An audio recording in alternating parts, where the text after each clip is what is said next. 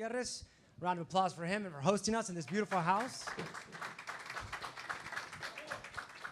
And thank you all for joining us. I know that we're also live streaming.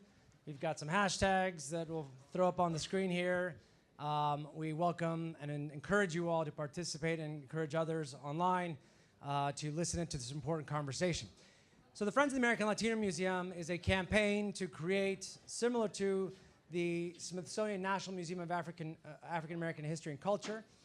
It is a campaign to create a museum on the National Mall in Washington, D.C., to fill the gaps in our U.S. history that are either ignored or intentionally dismissed. Around the country, dating back to before the nation was founded, the Hispanic American Latino community has been critical to every major city forming around the southwest of the country.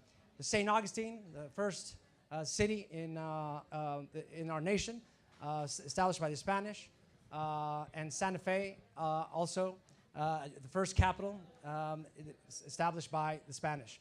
There's so many more stories that need to be told, and part of our job here today is to share how we need to begin turning the volume up on the Latino community, their stories and their contributions. We're very excited to have today with us an amazing panel that will be moderated by an incredible journalist, Julio Ricardo Varela, with a producer of NPR's Latino USA, and also with Futuro Media. He's going to be leading us through this conversation. I welcome him now to get us started, and thank you again for participating. Hello, hello. ¿Cómo estamos? Bien, man. Listen, I have to get really comfortable. I'm Julio Ricardo Varela, and I just have to do this because I'm in Casa de Mexico, right? It's South by Southwest. I don't wear suits at South by Southwest. Sorry, Council. But anyway, we're gonna, like we said, this is about the Latino narrative and who gets to drive it. And I'm incredibly honored to have 4 rock stars. And I say that, I don't toss that out lightly. So I'm going to introduce each one of them. I'm just going to move this out of the way because I just want to make sure I do this right. You know, it's like I feel like we should play basketball music. It's like dun dun dun dun dun dun, but we're not going to do that. The first person I want to introduce to this panel is someone I've already interviewed for In the Thick, and I made her cry in her congressional office, and she is Congresswoman Veronica Escobar, who represents Texas's 16th congressional district in El Paso. Congresswoman Escobar, please come to the stage. Gracias. You can sit there.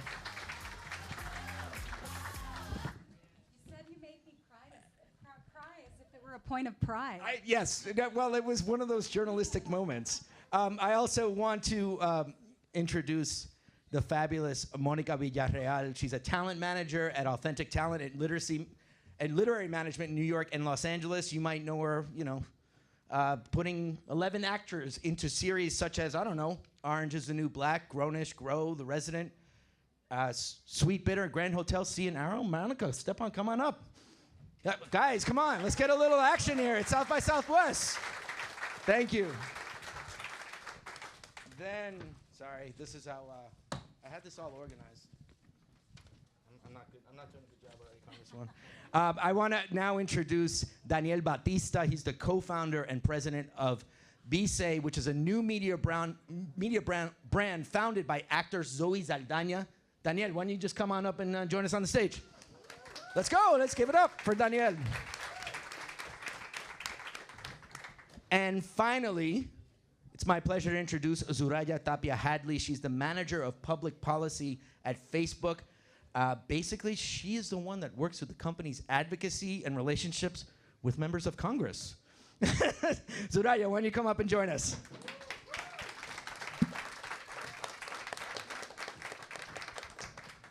How's everyone doing? Great. Great. Great. Everyone good? Danielle, you good? Good. Yeah, Zuraya?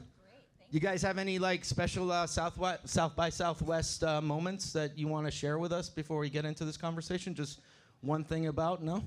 Could be the tacos that you had or whatever. What do you got? I could not have kicked off South by better by kicking it off here yesterday morning with the consul and Tony Tijerino, and just an incredible array of speakers talking about our Latino identity and identity in this day and age. Great. It was, they made me cry. Anyone else have any special South by moments so far? I was going to say, ask after a few tequilas. That's right. We will have tequilas after. Anything? No? We're good? I mean, I came on a flight organized by UTA where it was like a kind of a flying cocktail party and on a Delta flight, so that was a pretty unique experience. That's great.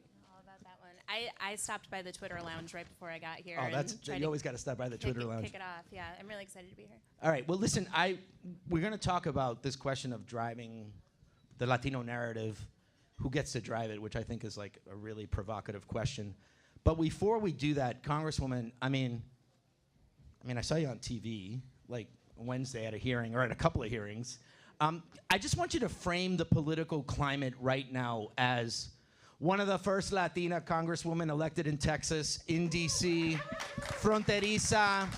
It's kind of your third month. Can you just like frame the conversation as like, you know, being a Latina in D.C. and like what's the vibe out there? Because I kind of want to put it in the political sphere before we get into the bigger conversation of like who's driving this, and also because I know your time is limited, and and you're gonna leave us around like 2:45, and I want to make sure that you know, you're Congresswoman Escobar. Come on, like you're a rock star. So can you just give us a little bit of like your experience and like the context of right now politically that's going on in DC? Yeah, absolutely. First of all, thank you so much for having me and for inviting me, including me on this great panel with these wonderful people. I'm very, very fortunate to be in Congress, even more fortunate to represent the greatest community in America, El Paso, Texas, which is on the safe and secure U.S.-Mexico border. I say that every single time I introduce myself. I'm going to be like a broken record. You know, so it's been incredible. The most diverse Congress ever, a lot of women. It is a beautiful thing to look around on the Democratic side and see the kind of diversity that America has elected. We've got a long way to go, obviously, but we've made some really great gains in this one election cycle. But it has been heartbreaking, painful, infuriating, and a challenge to come in during the Trump administration. You know, I don't mean to get too political, but the border, immigrants, El Paso, we have had a target on our back. We have been the community that has been most on the front lines when it comes to the politics of cruelty. And those politics of cruelty have been aimed directly at communities like mine. We were unfortunately the site of family separation. We were the testing ground for family separation. We have had CBP agents standing atop our ports of entry with long guns, preventing asylum seekers from stepping foot on American soil. We had 2 children die in US custody who came in through the El Paso sector. I was just telling my fellow panelists that we now have our ports that have been hardened. So we have a lane of commerce that's been blocked off with concertina wire in case we get a surge of poor families seeking asylum. That is what we have been facing in our country, and it's been ramped up since the Democratic majority has come in, it feels like. And so, you know, it has been painful, but I have tried to use it as an opportunity to educate members of Congress and to speak the truth on a national scale. We've had 5 congressional delegations come to El Paso. I've hosted 5 different groups of members of Congress, and I've had them tour our ports. I've had them see the detention facilities where we have small concrete rooms filled with people who are exhausted and sometimes sick and who have fled incredible misery only to find it in our own country. And as they've come through El Paso, and I've also had them meet with advocates, human rights advocates, legal advocates, and as I've been talking to groups, I've told people El Paso is the new Ellis Island. And when we studied Ellis Island when we were kids, and when we saw the Statue of Liberty, that Statue of Liberty is iconically American. That Statue of Liberty has beautiful words to teach us. And that Statue of Liberty has been a point of pride for America. We need to make the border a point of pride in America. We need to tell people that the border is the new Ellis Island. We need to tell people that the border is the future. And it is precisely what makes America great and rich and wonderful and beautiful. It's the magic of the US-Mexico border. So it's been painful, but I have been using it as an opportunity to tell our story. That's a way to start this panel. I really appreciate you framing it, because I do think that the political climate that we're in, it is the elephant in the room, el elefante, and there's no way we can talk about this narrative without understanding that we're facing almost daily, hourly attacks. I mean, in 2015, when we had a presidential candidate come up and literally say that, Mexicans are rapists, and everyone's like, yeah, okay, yeah, maybe they are. And you're like, what? So that type of framing kind of goes into, media. It goes into what you're doing, and it goes into, Hollywood. Can you tell me a little bit more, like, how that's being played? Because I'm sure it's a challenge for you, the political landscape. As a, tell me stories, or tell me, like, how are you coping with that? It's difficult, yeah. And, just like anything, Hollywood likes to tell the stories of what's trending now, right? So what we're finding is that a lot of the kinds of stories that are being told are ones of immigration, are ones of border security, are ones of, ICE, and all of those very, very relevant and crucial issues that we should be talking about. But then we also have this broader kind of problem, so to speak, of, well, how do we tap into the Latino community within Hollywood, right? And what we're seeing is people who are in positions of power are constantly trying to find out, how do you relate to Latino communities when it comes to our domestic dollars and our votes during election cycles? So one of the things that I have found to kind of, how do we start to break this down and look at how we actually implement change? What I have seen so far is that it comes from various different sectors within the entertainment industry. So for instance, we need to have more people of power in decision, and we have to have more people of color in decision making, and people who are actually closer to the money, who actually have access to changing structures that have been built a certain way for years and years and years, and figure out how to start to reconstruct those and retool those so that we're actually including more people of color on the daily basis. The other thing that I find is that people who are in these positions of power are not giving up their seat for a just as qualified or perhaps more qualified person in this position, and it really needs to start from that angle. If you are continuing, to hire people of color who are studio execs and development execs, and who are in staff writing rooms, and who are continuing to stay in story editor positions, junior agents, junior managers, but you're not promoting them, or you're not giving them examples or opportunities to be in positions to lead and grow into a higher accountability. Let's say, a writer who has an incredible idea comes to pitch something to someone in a position of power. That person's not going to relate necessarily in the same way that a person of color would. Right. So what they're being told in a room is, well, how can we cast a wider net? How can we make this more inclusive to everyone?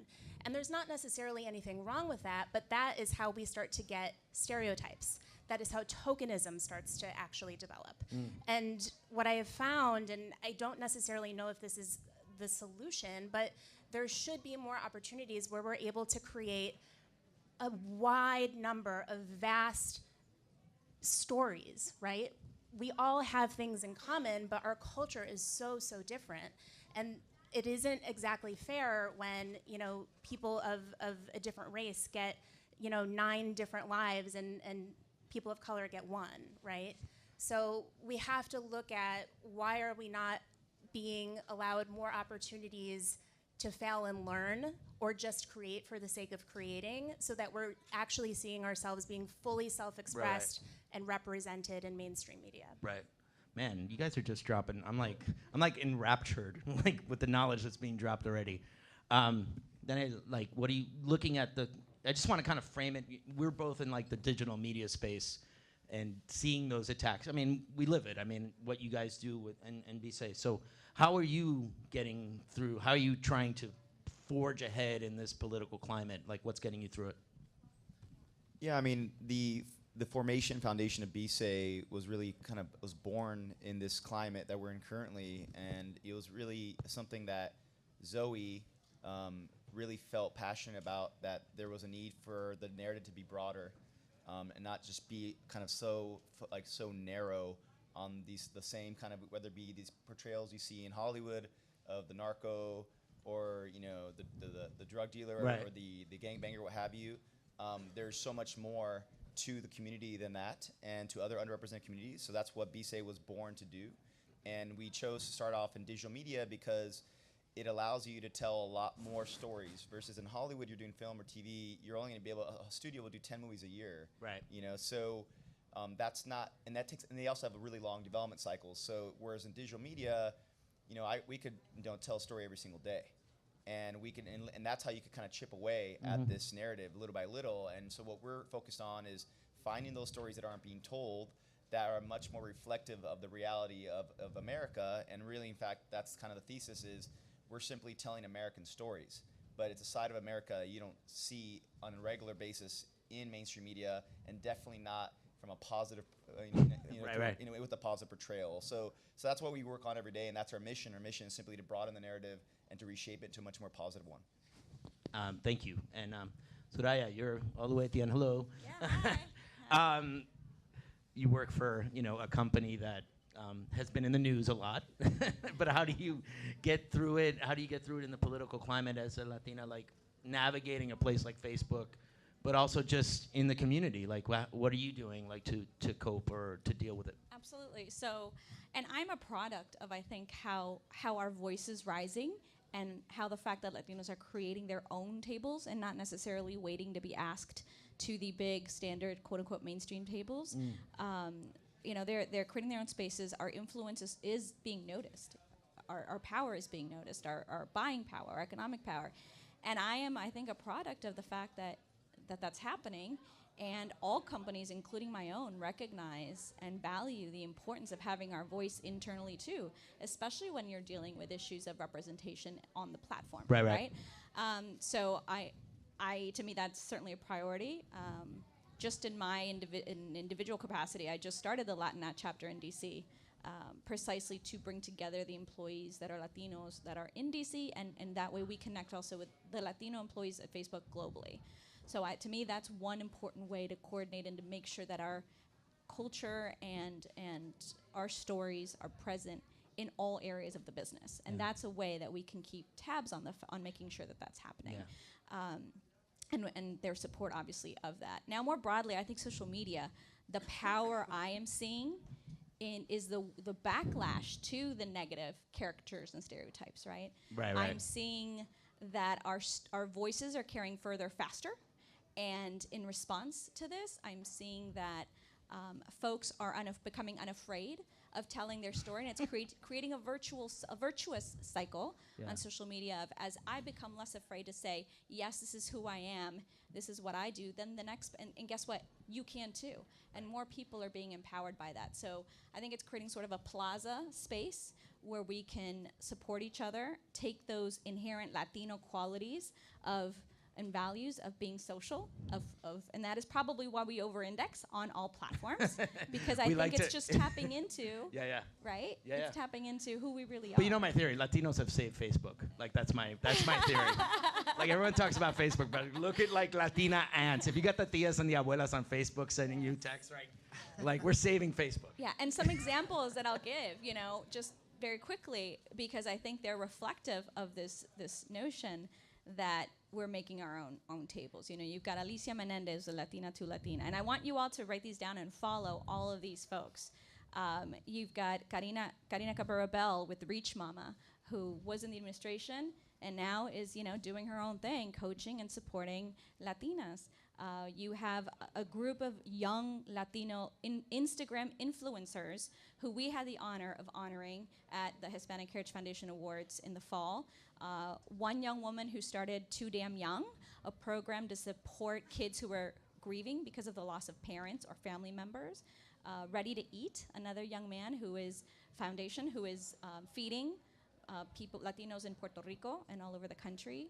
A young woman, Jillian Mercado, who's a disabled model, again, showing people, I can do it and you can too, and a dancer, Tati McQuay.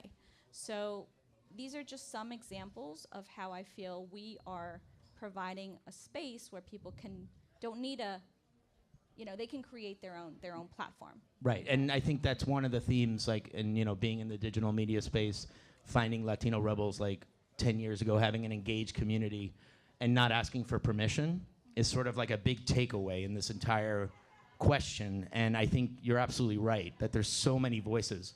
But I want to get to the provocative question. And I'm not going to go like this. I'm not going to be like, okay, Congresswoman, now it's your turn. Okay, Monica.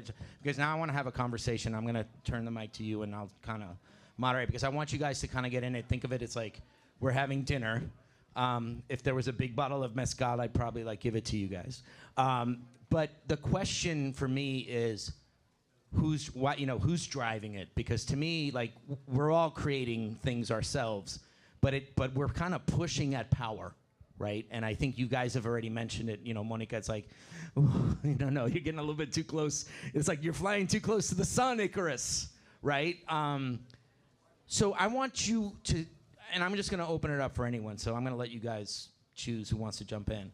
But this whole notion of creating your own highways, creating your own car, driving your own thing, that's a good thing in a lot of ways, but it's also a threat. Some people see that as a threat with the changing demographic. There's people that see it as an opportunity, and there's people that see it as oh my God, the browning of America! And you see it in politics, you see it in Hollywood, you see it in digital media, you see it in social. So you guys are all kind of like justice warriors in a lot of ways. So I want you to each kind of think about driving, what type of strategies you have, because you can create your own highway. You can get in someone else's car, right? And be like, I want to work from within. So there's pros and cons to that. And you're all in places where, you know what I'm saying? So I kind of want to toss it out and open. So I'm going to sit back and just sip some tea and see what you guys want to jump in on. But I'm going to hand the mic to you. So anyone can jump in. So I think a big part of there are definitely outsiders driving the narrative about us. There's no doubt. And in politics, I think the thing that gets under my skin every single time is when somebody talks about securing the border. And for me, that has become a metaphor for controlling the browning of America. That's what that means to me.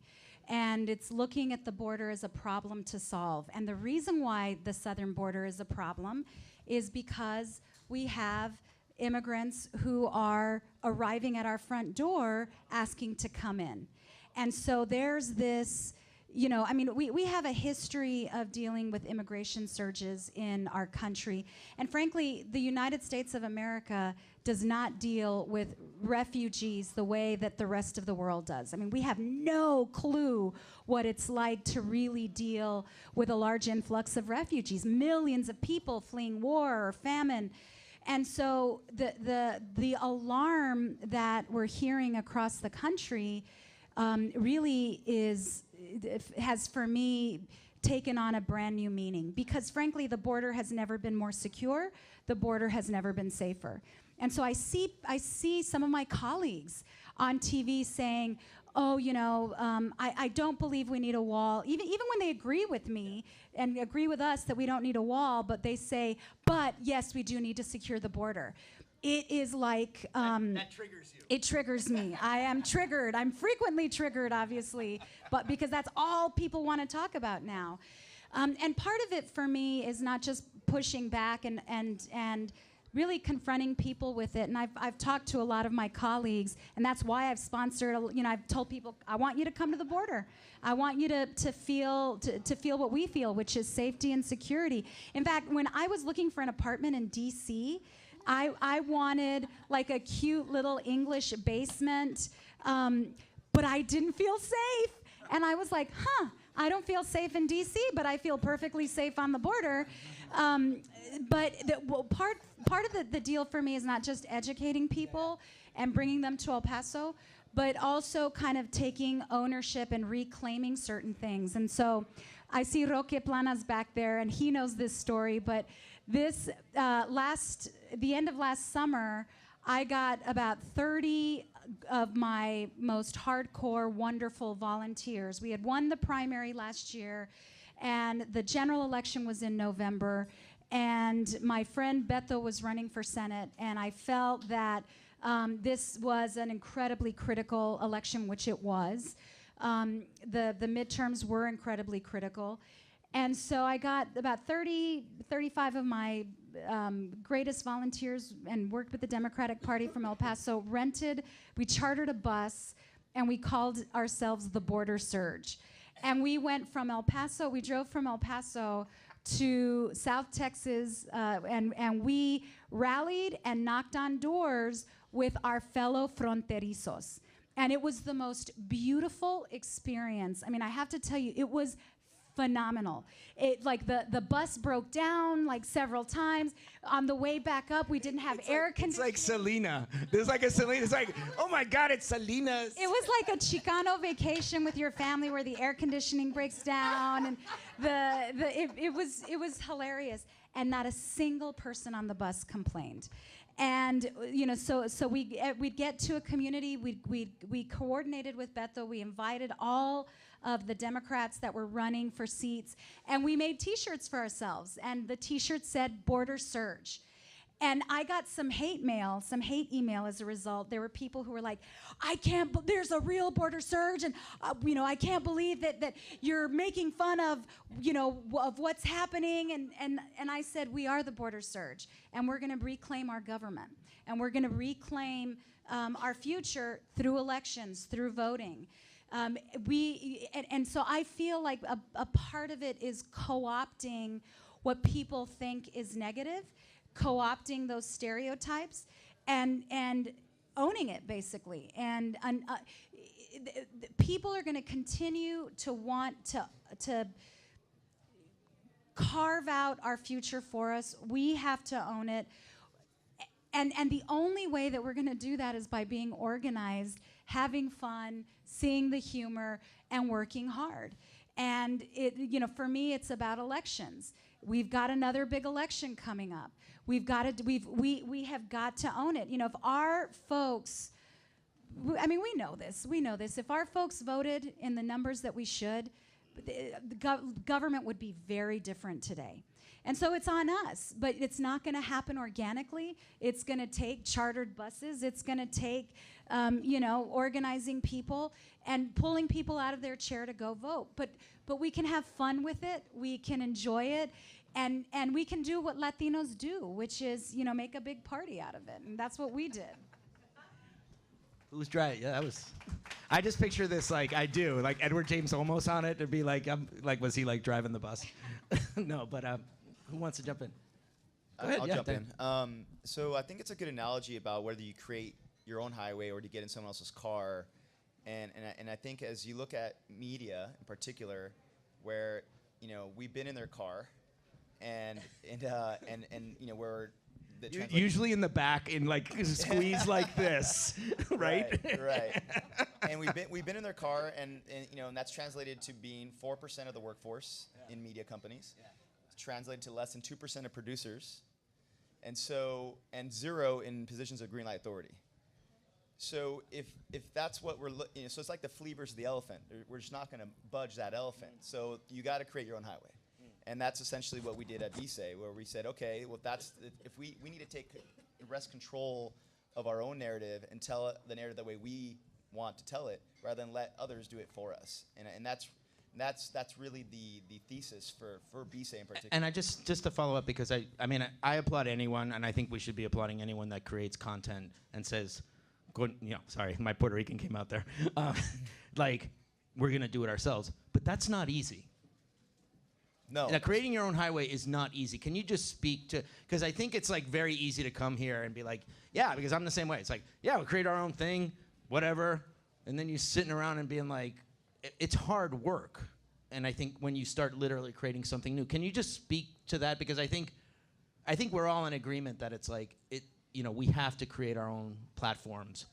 But when there's no funding, the financing doesn't, I work for a nonprofit award-winning media company with Maria Hinojosa, and you might as well, we're walking around with like, cans over here. It's like, hello, we want a Peabody. And it's very hard to get funding. So can you just speak to the challenge, like how hard it is when you say create your own highway? Yeah, no, absolutely. I think even having an A-list movie star like Zoe Saldana as the founder of the company, you'd be surprised how hard it still is to get the funding that you're looking for, especially right now in the digital media kind of market is really turbulent right now, and it's really, really hard to get the funding you want, to be able to tell all the stories you want to tell, to find the talent to help you create this content, because it's been such a long time of a lack of pipeline development. It's been one on which I'm sure Monica could speak to, and so then so you're looking for a really great talent, but you have limited budget, so you got to try to find your ninjas who could do 10 times You're more than preaching to the choir, my friend. So and then you're like, but where are the ninjas? And then you have to kind of create your own ninjas, and so it's a lot of work. It's really challenging. It's a 24/7 kind of job, but I think if you don't start, then it will never happen. Yeah. And so our hope is we're taking the lead. We're taking the lead here. Right. We're being leaders in this. Right. And my hope is it'll inspire others to do the same, and two, inspire other mainstream media companies to take note and go, wow, we should start telling more of those stories too. Yeah. And ideally show the success of telling those stories the way that you're starting to see in film with Black Panther and Coco and yeah, but I also think the takeaway for people that are listening to, and I look at the audience, is you have content creators and that are working for the community, and the community needs to support content creators at the same time, because when you hear like Bise, you hear Maria Hinojosa, you hear like what we do, and I'll jump in, Monica would, but it's like people are like, oh, you're doing really well, but it's like, no, like we face the same challenges than every other organization, and we kind of have to rely more on our community to be like, you need to have our you got to have our help us. Like I don't know how else to say it. So Monica, what do you think? I mean, or Zuraya, like jump in, like driving, or who wants to go on? Zuraya, go on. Go. Go ahead. Oh, go ahead. Well, I was going to say, just to piggyback off of this, right? Like, again, in terms of who's driving it, digital media, I believe, is actually the answer, because in Hollywood, content is king. The thing that absolutely prevails over anything is incredible storytelling. And if you have an amazing idea and you have something that resonates and rings true and is new and fresh and actually authentic to people, and if you're able to create that on your own and create a piece of IP, of intellectual property, or something in digital form to then actually show as proof of concept to get something bigger made. And as you said, if a community is rallying around this piece of digital storytelling and like making something go viral is the #1 way that Hollywood is looking towards, oh, like how do we tap in, or what can we do, how can we adapt this, right? It's a culture of trending. So if we do that and we start to advocate for our own stories in that way and really like rally around digital media companies, rally around people who are creating content that is meaningful on the internet, getting those to people who can actually do something with it, because let's be honest, there are still structures that are in place of this is how things get made until eventually, brown people take over, and then like it's not as hard. So, right? But in the meantime, these are the steps that unfortunately we have to take, but it is possible. It is absolutely possible, and we do have to come together and support artists and content creators in that way, and take back the agency over telling our own vast stories and not giving it to someone in a position of power that is trying to create a character on a new show and wants to like make one of them Latina because like why not? Next, if you want, we can. Are you sure? Yeah. You good? Yeah. Because I'm gonna open it up to the audience unless you want to I'll jump in. take Because your I don't want us to have the five of us talking because. I'll just, But on go- the jump in. economic point, I just wanted to, just another example, in addition to media creation and content, just generally talking economic power and business, why we rallying around each other works. So, for example, a lot of Latino business owners use Facebook, right? Most. And from surveying all our business owners, we found that Latino-owned businesses, they were able to employ more people thanks to use on the platform. 80% of them were able to hire more people and increase their employment and economic power activity. And that's twice what all other businesses. So Latino businesses were able to grow and hire people at twice the rate of all other businesses, leaving them in the dust.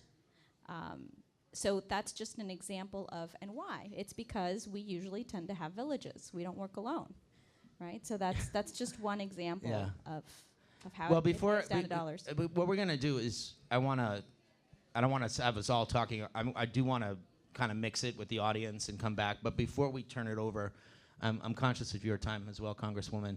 I just want to make sure, in your eyes, in terms of driving this, because I feel like this is an evolving thing, right? We're going to constantly be asking this question for the next 2 or 3 decades. And what is success? Like, when have we reached the mountaintop? I mean, because I just feel like it's really messy right now. There's a lot of success stories, but there's a lot of obstacles. I want to start with you, Zuraya, because you're all the way at the end, and I don't want you I'm to feel gonna like. give you- But when can we stop having these panels? Is my question. I'm going to give you a completely Ruth Bader Ginsburg answer. I love it. No one has ever asked, when are there enough white male-owned firms or content or you name it, stories, right? So that's my answer. Your last comment So, before you leave. yeah, so my last comment before I leave, first of all, it was so wonderful to be on this panel with all of you. So great to see all of you in the audience. I really appreciate it. For me, success is not a mountaintop. There's never an end, right? It's like a hike, a great hike that never ends. But along the way, we've got to bring more people on that hike with us. And we've got to create pathways for others. And one last thing, I mean, things are not going to change until all of us pitch in and change things. All of us, everybody. Like you said, you guys need support. Candidates need support. You guys need to get people out to vote. I mean, it's a never-ending battle, never-ending. But if we're together and we work together, I mean, we really can create some pretty significant change. Thank you all so much. Sorry to leave. No, I'm sorry. Can we just give a big round of applause for Congressman Escobar?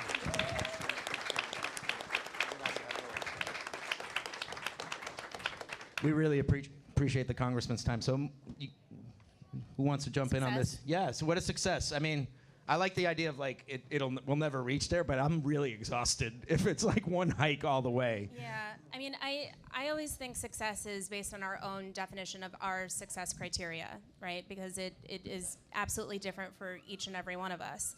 But from a holistic standpoint, and if we're looking at it from a place of storytelling in Hollywood, I believe that when our world's most marginalized people are actually heard and understood and seen in mainstream media, that is a definite win. Great. Danielle, you win? I mean, I would say success, in my opinion, as it pertains to media, would be one when you have someone in a position of decision-making authority at every one of these media organizations that exist in America. That right there is a big win. And I think also once you start to see that the content or the stories that are being told that are coming out of media or Hollywood reflect what America actually looks like. Yeah. And so, but that's Black, that's Latino, that's Asian, that's America's incredibly diverse now, and there's been a massive demographic shift in this country in the last 50 years, and media doesn't currently reflect that. It's been slow to kind of catch up. Right. So, in my opinion, where you see success is once you see that reflection happen, on screen. All right. Before I turn it over one more time, because one last question that just came to my head, and because we're talking about everyone's got their back and let's support each other, but we also have to be very honest that our community is still dealing with a lot of issues of classism and, you know, anti-blackness and whatever. And it does feel like, especially when you're out there trying to do and tell these stories, it's kind of like, it's like there's people there's people that are going to detract you, that you're not putting the community's best interest forward. How do you guys deal with that? I mean, each one of you, like, do you feel like we should be having that conversation? Because I do feel sometimes we have this conversation of like, yes, Latinos need to look out for each other. And then it's like, yeah, but we got skeletons back here that we're not talking about, whether it's race, whether it's gender issues. So who wants to? I think it's the same challenge that's the broader one, right? That making sure that we are always supporting and listening to the intersectionality within even Latinos, right? That we are attentive, that we care to listen. Because I think it's all understanding that people, you may want to treat someone in a way that you think is great, but that's not great to them. So being sensitive to that within our own communities, because that's we always have to highlight it's our own communities as Latinos. And it's the ongoing struggle. So I think progress will be when we start seeing that, and then also that our stories are highlighting us in all capacities, right? Again, even though we may be increasing in presence both on social media platforms and in media, the stories in which we're engaged and the stories that we're often portrayed in we can still benefit from diversifying that to the point of wanting, and I commend the advice for like wanting to change the narrative around. We're not all narcos. So we're not. I just want to make sure I put that on record. So I think that's critically important to the Cool. extent that we can have at least a few well promoted and like stories like Coco, right? To that extent of like mainstream. So more stories like Coco. No, Coco. But I mean, understand. Yeah, I know what you're saying. Reflect us in a different capacity, in a different light. Yeah. Anyone else want to jump in and answer that before we turn? Or I know it's it is I mean, for me, it's like it's kind of a push and pull here. I think it's there. I mean, I think that as a Latinx community in the United States, we are umbrellaed here very much in the eyes of mainstream media, and we have a lot of unpacking to do. What do you mean by umbrella? Like, can you just expand? Like if you're watching a show and there's a Latinx character there, and you're kind of like, well, where are they from? Well, what's their specificity? Well, what's their family look like? Like, what do they like to eat? Like, where are they actually from? Right? And that specificity necessarily isn't accurately portrayed in a mainstream media like that. And so I think we kind of tend to get a pass, and we don't look at how we discriminate within one another in our own community. And we have a lot of unpacking to do, and we have a lot of healing to do, and we have a lot of talking about it to do. And simultaneously, I also think that these stories need to be told in mainstream media. Our ugly's got to come out too, because how else are we going to actually get somewhere and start to talk about it and start to actually reach a place of true inclusivity and unity under the umbrella in which we are put under naturally anyway, right? So in driving our own narrative, we got to talk about our ugly too. You good there? Yeah, I guess I would just add that, just thinking about the problems within the Latino community we've had, a lot of it in the past was historically driven by country of origin, right, as well as race, because Latino is not a race, right? We come in all shapes, colors, sizes, but we do have shared values. And that's, I think, where you see that more, that unification could come from. But now the fact that now 2/3 of Latinos are born here, they're American. And they're American Latino. They're not Latino, right? And they have more in common now with each generation. And that's developing with each generation. Like, this is like a different type, right? And so country of origin is becoming less important. Yeah. And I think that's a good that's good progress for the community. But I do think that something that the Latino community hasn't done nearly as well as the Black community is creating a united front and being vocal, right, and not just accepting the way things are, and that's the time for that to change is now. Yeah, I will give one specific example where I do see examples of that starting to be more united. And when Tom Brokaw went on Meet the Press and kind of just said crazy things, I did see more of united front from what you're saying, Danielle, like sort of this like American Latino generation to be like, yo, I'm doing my best here. Like, I'm bilingual, I'm bicultural. Tom Brokaw, you're wrong. And so I do think we're starting to see pockets. Listen, I want to open it up to you guys because we've talked for about 50 minutes. and I'm sure there's plenty of questions. If people can just raise their hand, or I can get a mic here and say who you are, and if you want to ask a question, more than happy to. You can stand up, or let me see if I can hear you. If not, I'll grab a mic over there. Hi, hola, my name's Ariel. Hey, Ariel. I'm a first-year student here in the GT program for RTF, and wanted to talk about how you were saying how we need to be supporting our content creators Yeah. in the community, but also wanted to talk about how we should have the inclusion of content creators, like especially with like us younger generations. So like how can we do that with focusing with the students here and around the whole nation about like how we can direct them to be those content creators. So you're trying to find a place to get a platform for younger content creators who are thinking this way? Yeah. How can we do that? How can people who are already now working in there? I mean, I know we said there's only 2% of us as like professionals in the industry. Yeah. But what can we do for us to direct? Yeah. That's a great question. Who wants to take that one? Who wants to start? Monica, you want to take that one? Or? I mean, I think it also kind of depends on what medium you want to use to start doing that, right? Like if you're talking about traditional content creating in like nowadays, right? There is kind of like a structure and a formula to do that, right? Like having consistency, creating a YouTube page, creating something where you have agency over your own domain and voice, and you structure it out, and you start to post it continuously. You get followers, you continue to talk about things that resonate with other people, you start to then draw a crowd, then you leverage it on other social media platforms, right? Like there is an avenue to go about doing that if you want to just like start in your home somewhere and do it. On your iPhone, making short films, right? Like anything that is in the realm of non-scripted or scripted, right? It's all content. But what is it that you want to be saying? What is the higher messaging that you want to be actually advocating for? And what is the structure that you're going to put in place to actually see that through with consistency? And what's your end game, right? Yeah. And to that point, I think training is always incredibly important. So on social media, for example, we hold trainings all the time. One of our trainings called Level Up, right? How to basically leverage the Facebook platform that we have Facebook Watch, right? So we give trainings on how to use those Instagram stories. Some of filmmakers have started with shorts on Instagram stories.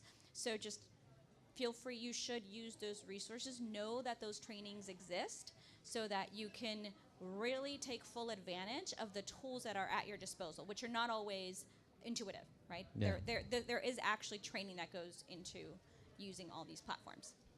I would just add, there's never been a better time in history to be a content creator. Amen. There have been there's so many barriers that have been removed. Yeah. It used to, digital media did that with like Facebook and what have you. The cost of the equipment has gone down dramatically. You can now shoot a whole film on your phone. There's no longer all these gatekeepers you need to go through to allow you to do that. You don't even have to go to film school anymore. That used to be like another barrier. Yeah. That was also expensive. I mean, so it's, right here in your own backyard, you have Robert Rodriguez, he's made it his point to hire people, Latinos on his sets and for his productions. So, what both my panelists said is exactly right, but just also have that optimism because now is the best time it's ever been. Yeah, and I'll just tell you straight up, we take pitches all the time, and if you're very serious about getting published outside of what you do and your content, rebeldes@latinorebels.com. And we publish, and I'm telling you, we make it a point to publish young voices, and that's sort of our tradition.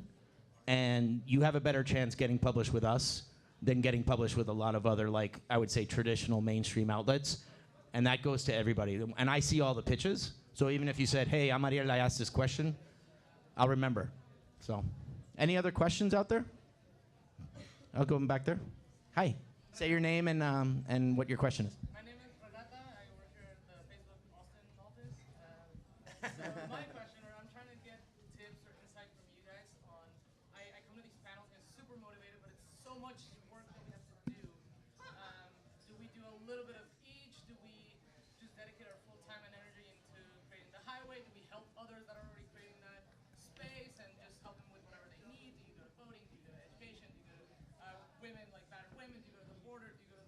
understand it. Like, There's a lot. how has anyone had any success in something specific or any tips that you want to share? I'm sure it's not like a Yeah, no, that's a great question. Daniel, you want to start or? I'd rather. All right, I'm sorry. I'm just trying to make sure we're not all. Does anyone want to take it? I mean, I think you know, the first place to start is to start somewhere and don't over exert yourself because then you get burned out, right? Like actually focusing on something and seeing it through to fruition and figuring out what are like the first couple things that you really want to devote your time to and start to become mastery at it, right? And actually have something tangible to take onto a next step. And, you know, I'm always a really big fan of like help others and request help at the same time. And once you achieve something, send the elevator back down and help someone else bring you up to that exact same place. And just focus your attention on what it is that you want to see, and don't be afraid to reach out and ask questions and ask for support. And people want to give that away. People want to mentor. People want to teach. And we're in an incredible time for those resources to be available. I think all of the above, and I have a little bit of a benefit because I also know Doneta's in a leadership role in the Austin office of the Latin chapter there, so I think that that's huge. Like, I think that's huge in itself, and going from there. I would just add, Renata, having done this for a while, it's like, worry about that one connection that you make. Don't feel like you have to hit home, like, you're never going to hit home, like, touchdowns and home runs and goles aren't going to happen all the time, so it's like that little pass, or that, you know, single, or that blog comment, or that email that you get from someone, or a really text or a tweet that says, "Wow, I really like that." Like, feed off of that, and never feel like what the Congress. It is a journey in a lot of ways, and I think we get caught up in being viral and being popular and views and everything. And I'm like, no, worry about what you can do best, and worry about how you connect with people. And if it's one person, you're already ahead of the game in a lot of ways. So I feel like we put a lot of ourselves in these type of panels, and whenever I strip it down, because I'm exhausted. I've been exhausted since 2007. And I just have to always remind myself, it's like, what is the essence of what I do? What is it? What is it? And that kind of pushes me. And so, anyway. Any other questions? Yeah, go ahead. Say your name and your question. Hi, I'm Luis. I'm actually really happy that this panel happened because I was discussing this with my friend last week over tequila and it got feisty. So I want to hear your thoughts. Did you record that? Because I want to see the feisty. Oh, I mean, it was great. It was like the best moment. She was visiting from Dallas, and I'm like, you visit me like twice a year, and we got into a fight over identity. But I guess it's a lot of thoughts into one question, but we often talk about how media is like the fourth branch of government, right? And as like Monica mentioned, media does, the narratives that we tell about ourselves does affect the way we either spend our money or we vote. And then, you know, you would think that when President Trump started his campaign attacking the Latino community, that we would build, as Daniel mentioned, a collective front, right? A collective identity. But in fact, it was quite the opposite, right? We had a good amount of Latinos voting for now President Trump, and a huge amount of Latinos that actually decreased in voter participation. They did just not vote. So I guess my question is, how is it that, you know, when we talk about building our highway, what does that highway look like? How do we build a collective future when oftentimes we don't have a collective past, right? Like we mentioned in the Black American community, they have a collective past, but we don't. Like we have the Cubanos, we have Chicanos, we have. It's complicated. It's a complicated relationship, right? How do we build that collective future when we're struggling to build a collective identity? Wow. That's a great question. I think we have to look at what we all have in common and what we all really care about. And I think those things resonate throughout, right? We all probably care about family, education, the economy, right? Like things that actually unify us rather than actually cause more divisiveness. And the divisiveness might always be there and it might not, right? Like it's just something that I think kind of exists. But I think the golden nugget that I heard within what you said was our identity, right? And struggling with how do we start to continue to carve that out. And I think the reality is that we need to be able to have space to be weird, to be cool, to be outraged, to be passionate, to be feisty over tequila when we want, right? Like, we need to be able to actually take our space and our agency and be who we are, and then be fierce in demanding that that is represented in a greater scheme so that we could be seen and understood and realized in the eyes of humanity. And I would, Wow. I would say also, let's not forget, I don't think that redefining ourselves started with Donald Trump. I think, and from some of the stories we heard here yesterday, even in Mexico, right?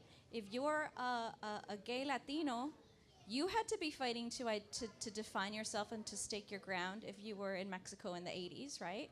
So I think that we've always had to be consistently defining ourselves and redefining ourselves and staking that ground before others can, right? Before others define you and respecting that space. So just a few other ways that we continue to do it here too. Let's not forget the nonprofit sector and politics, right? I think those are other spaces where we've shown that we can band together, whether it's for Puerto Rico or whether it's the over $25 million that Hispanic Federation raised overnight. I think that all those are examples of how when we need to, we can come together. Yeah. And I mean, I think I'll answer that just because in terms of what we're actually doing. One of the things that Zoe was always adamant about in terms of what the stories we're telling is that we're reflecting that diversity even within the Latino community. So we're not leaning to Mexican origin or to Dominican origin or to East Coast or to West Coast or to, we're really trying to have that variety and that balance. And ultimately, what we're trying to do here is celebrate our diversity and also celebrate what we have in common and highlight that. And so where you can see, we have those same values. And I think that's the kind of thing we could do is let's not only lean towards one or the other, but let's really celebrate who we are. And identity in America is so complex now. Yeah. Because we're now, some people are third generation, especially here in Texas. There's like fifth or sixth generation. Yeah. They have their own identity. I mean, your identity is shaped by so many different things, like the city you grew up in, the sports team you follow, the school you went to, your sexual orientation, your country of origin, your religion. So identity is incredibly complex, and so that's what we're trying to do in our content is show that subtlety and that complexity. Where we don't necessarily we'll do a video on a queer Mexican American photographer, but that video is about her as a photographer, right? Because that's a big part of her identity is her profession, and that's how we approach it. And I think that's real life here in America. Like I don't wake up in the morning and you're hi, I'm Daniel the Cuban. That's not how I present myself to the world. It might come up after a few tequilas, but or Cuba Libres or whatever, or mojitos. But yeah, that's how we're trying to tackle that. Yeah. I will add one thing to get to the fight. I also think we have to recognize that this community or the labeling of this community was government imposed in the 70s and the 80s. If people remember, if people want to look at that history, there's a great piece by Latino USA called The Invention of Hispanics. And I don't know if people remember in the 70s, like Univision did sort of this public service announcement in the 80s for the census saying, somos todos hispanos. And I think there's been sort of like a blowback to that because I think we're having the real conversation about identity and the messiness of it now. And I think what Daniel says, it's like the American Latino experience is so complex, but it's been very imposed, that we've been boxed. And we're kind of saying it's okay to break out of that box and question that. So if you have to have a passionate discussion with your friend in a bar, that's, I think, how it changes. And I do think, like what you're saying, Monica, we don't have to have this imposed on us. We can define this ourselves, and each and every one of us in the community has that power. And we just have to tell ourselves, it's okay. And we got your back, because I'm always going to side with anyone who puts the community first, no matter what their political belief is, whatever they're saying. Like, if you're putting the community first, you're like on my team. And I think we have to be more supportive of that. So that's just me. Go ahead. And the other thing I think for us to be conscious of is the structure of systematic oppression, right? Whether we're conscious of it or not conscious of it, it is something that has been put on us as a people historically, and it is up to us to break away from that in any way we possibly can. If it's at a bar over tequila, if it's simply declaring I will not be systematically oppressed anymore, or I recognize what's happening to me, and I'm going to take control of this and shift that narrative now. Yeah, great. Any other questions? We have a couple more. Yes, say your name.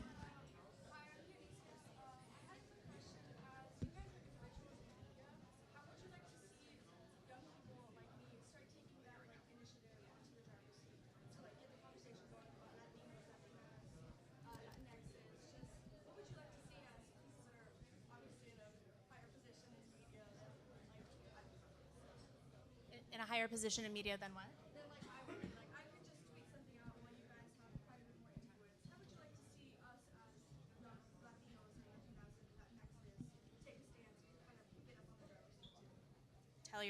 Tell your story, just tell your be you. truth, be you. Just be you. Voice that and show that. I mean, do you want to say anything? I mean, for me, that of course, and then obviously I would love to have more, and we're consistently working on this, right? We need more Latino and Latino engineers. We need more of the folks that are reviewing our content to reflect who we are. Like, that's just a constant need, and I would love to have more talented Latinos understanding the actual ins and outs of how our platforms, and not just Facebook, but I'm talking Facebook, Twitter, YouTube, how these platforms and social media work, the mechanics behind them. The more Latinos we can have understanding the structures and the functionalities, I think we're all better off, in addition to the content.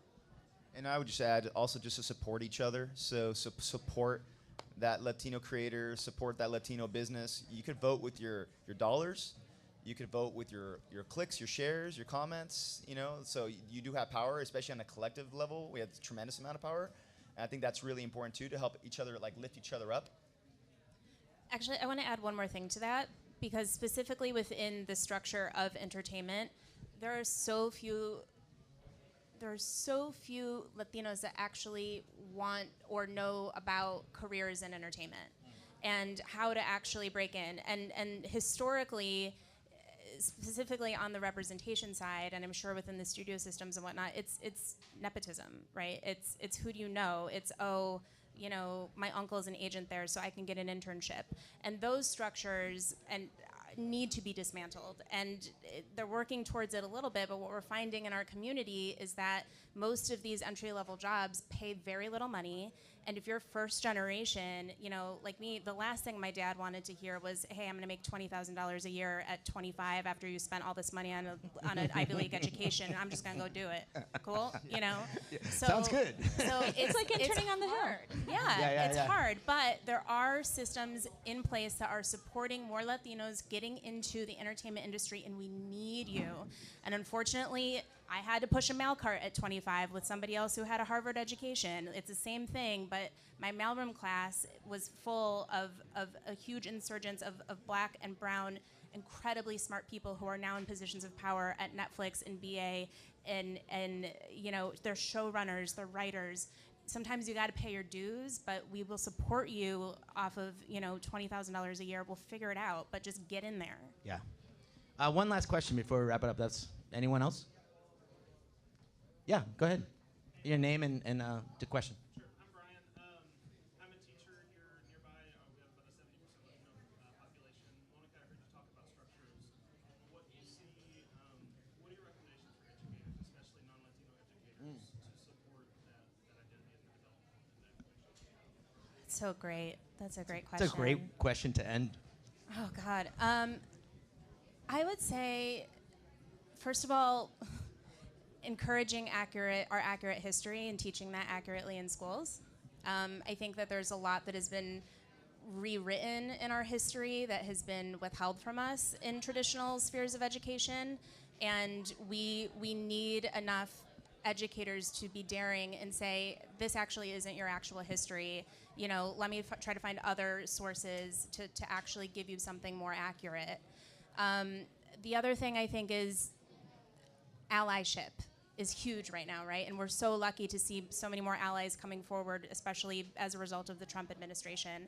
I think being an ally is incredibly important, but also teaching kids how to then step into positions of power, perhaps encouraging your peers or your other educators to step aside and create a space for someone that looks like your students, or perhaps to elevate your students, or continue to encourage them to go out for leadership positions or something that scares them that they don't think that they can do because maybe they don't belong there, and create space. I would add, I think listening to the kids. So thank you, first of all, for what you're doing. As a mother, like, I have huge admiration for teachers. I know how much they do.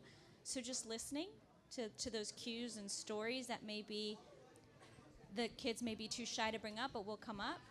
And I would also just suggest, while allies are wonderful, I think there's also a lot to be said for when kids can see people who also look like them in roles that are maybe things they may want to be, right? So bringing in those guest speakers, or bringing in those, whether it's an artist, an attorney, a business owner, to chat with the kids, so that they can also visualize themselves in other roles. I found that that's helpful. Yeah, I'll kind of build on both of what you said. I think, one, the history that's being taught in schools is still very much rooted in a 1960s, 1970s kind of single-sided narrative of one continent of origin, which is Europe. And it really ignores that now that 40% of the population is non-European origin, that we should also be highlighting those histories, the continents of Africa, the continents of Asia, and the continent of Latin America, and recognizing the contributions of historical figures in America from those different with those different origins, so these kids can also see, wow, I belong here, I've been part of this, we've done something about it. We at BC actually created a series called Hidden Figuras as a nod to the Hidden Figures film, and we're doing precisely that. We're finding these people who've been overlooked or omitted from the history books, and we're now going to actually turn it into an education product, actually. And the other ones, role models, echo that as well. It's I think paramount that these kids need to see themselves reflected in what's possible. Because if you look around in mainstream media and all they see is narcos, and all they see is gangbangers, they don't see the doctors, the lawyers, the executives, the artists, then they're not going to aspire to become that, and that's so important. Right.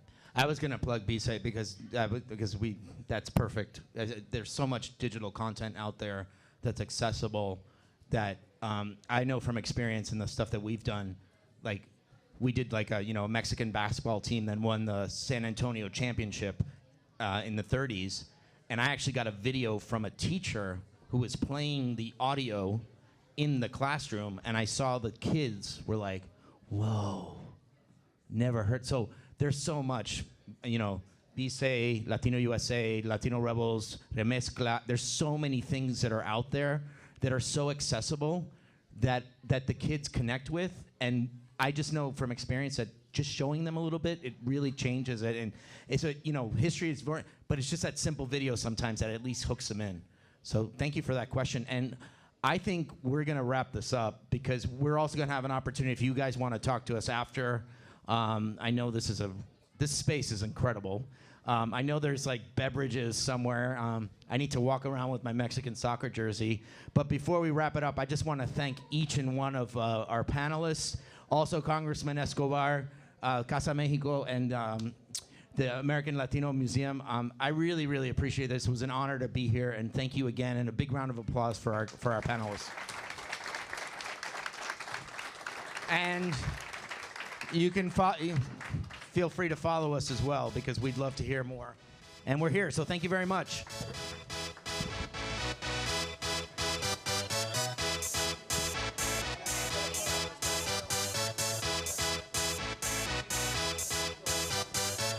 Y'all ready for this?